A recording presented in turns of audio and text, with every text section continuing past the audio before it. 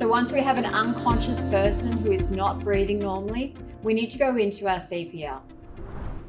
So when you think about it, when we're doing CPR on someone, your overall objective is to keep the blood moving around the body.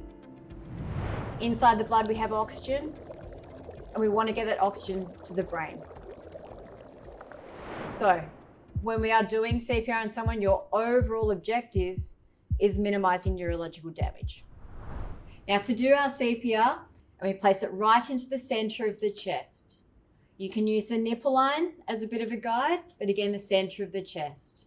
You can wrap your hands around the wrist, you can interlock your fingers together, but by all means, the guideline just simply states 2 hands, one on top of the other.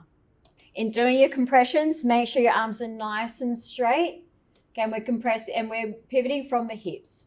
We need to compress straight downwards, going 1/3 of the chest depth. It's not something that we can measure easily. It is an estimate. Harder is better than softer. We want to do 30 compressions at a rate of 100 to 120 beats per minute. So that is a maximum of 2 compressions a second.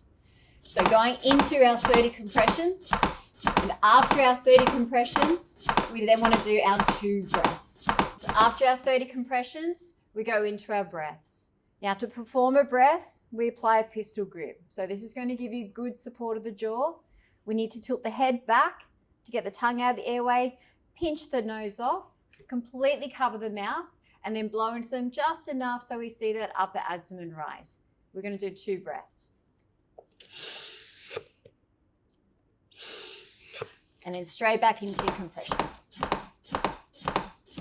And of course, we keep going.